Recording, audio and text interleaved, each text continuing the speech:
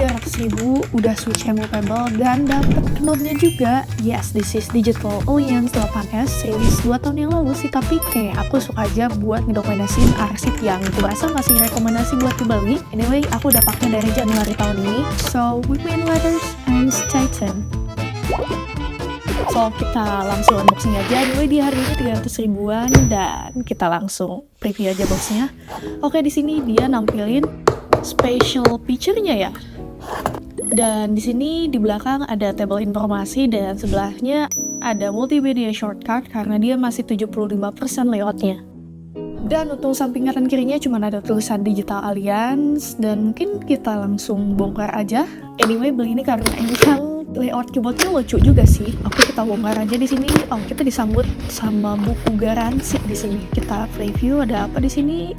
Di sini juga ada shortcut guide-nya dan anyway dari harga layout 75%, menurutku ini keyboard masih yang paling murah dan paling worth it. Soalnya kalau dilihat ini under 500.000 ya yang 75%. Well, sebenarnya ada saingan yang kuat banget yang baru rilis kemarin sih. Ada saingannya Portex Mono series yang harganya agak atasan dikit yang katanya worth it juga. Tapi ya dia gak ada PC guys. Oke, next di sini ada sedikit informasi tunjuk ya, dan juga yang terakhir of course ada garansinya, dia periodiknya 1 tahun. Dan mungkin kita langsung aja buka keyboardnya, and this is Digital Alliance 8S-nya. Yes, aku di sini beli yang Ocean Light. Dia nyediain 2 warna, ada juga yang Ocean Dark dan dia otomatis lebih dominan warna gelapnya. Dan ya ini dia keyboardnya.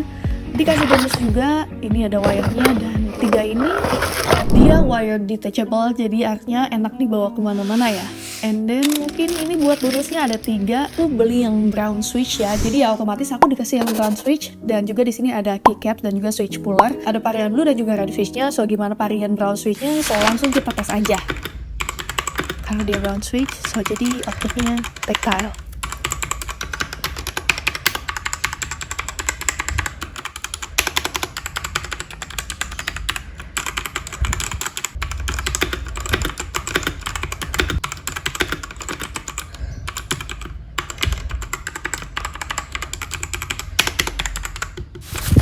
Beralih ke build dan desain, menurutku dia desainnya bagus banget. Dan anyway, dia sebenarnya agak sedikit berat, dan area sini dia pakai wire-nya USB Type-C. Yes, wire detachable yang artinya ya sesimpel kita bisa gampang ganti pakai USB lain.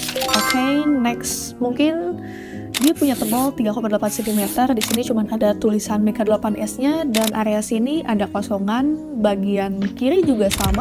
Tapi aku masih bingung kayak ini yang gumpalan bahan ini apa ya? Mungkin kalian yang tahu boleh drop komen di bawah ya. Oh, anyway dia untuk bahannya dia kuat juga ya, karena dia pakai bahan ABS materialnya, panjang 14 cm dan juga lebarnya 33 cm. Oh ya, anyway dia layoutnya 75% explode. Si material ABS ini kuat banget ya, bahkan tangan mungilku ini gak bisa bikin bahannya goyah gitu. Dan dia sebenarnya sedikit tahan goresan, tapi bukan berarti dia gak bisa kegores ya. Nah, ini dia special feature-nya, splash resistant, dia tahan percikan, tapi jangan ditumbahin keren ya, karena ditakutin sih dia kena PCB-nya. Beralih ke bagian belakang, di sini dia dikasih stand yang pendek dan juga panjang. Dia kebilang cukup kuat banget ya. Untuk yang pendek dia gak terlalu keliat, dan bakal keliat kalau standnya yang paling panjang. Ini cukup ngebantu juga sih. Sisanya ada informasi pabrikasi dan juga ada stabilizernya. Di sini ada 5 buat jaga buat keyboardnya gak goyang.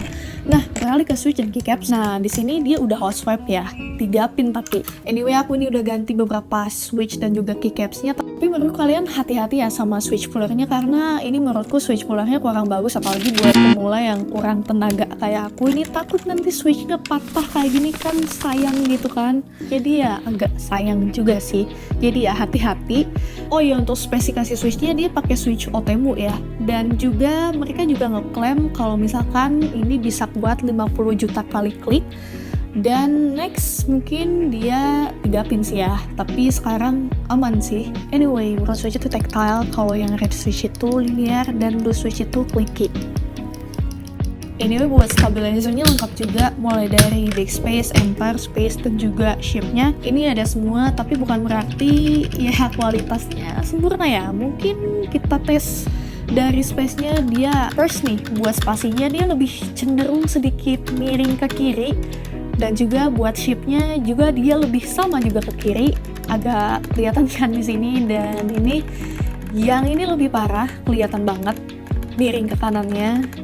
Ada yang normal juga satu, yaitu yang backspace. Nah, untuk keycapsnya dia pakai ABS double injection. Yes, dia punya 3 ton warna, ada putih, biru muda, dan juga biru laut yang kita tadi show up. Dan anyway, dia bisa tembus LED ya. Keren sih sebenarnya, ini bisa disebut kelebihannya juga. Tapi masalahnya ini keyboardnya gak ada backlightnya. Ya, bagus sih buat cadangan keycaps lain, tapi ya sebenarnya buat apa kalau emang nggak ada backlightnya di sini. Masalahnya ini si font transparannya yang gelap ini ngebuat huruf keycaps di bagian kepalanya jadi samar.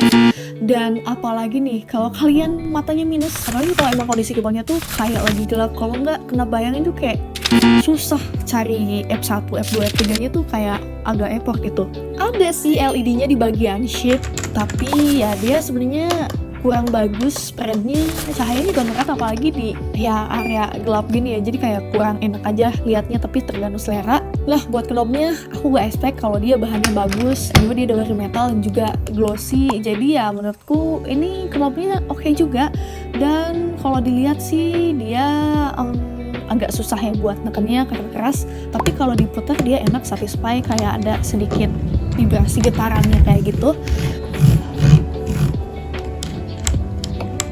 Nah, terus untuk 5 bulan ini gimana? Aman? Menurutku aman, tapi ada satu kekurangannya juga menurutku, yaitu dia gak ada backlightnya. Karena aku tipe orang yang suka, buat orang yang tipe kerjanya low light kayak gini, ini agak cukup ya struggle juga sih, kadang emang nggak kelihatan dan sakit mata juga ya kalau misalkan kurang cahaya. Terus ini worth it apa enggak? Menurutku masih worth it ya, apalagi cuma butuh knobnya doang. Ini bisa jadi solusi banget sih dengan layout 75% ini yang desainnya bagus ya, walaupun sebenarnya masih banyak produk mulai banyak berseliweran lebih bagus karena harganya murah dan juga bisa hot swap. Tapi menurut kalian gimana? Drop komen di bawah. So with me in letters and thank you.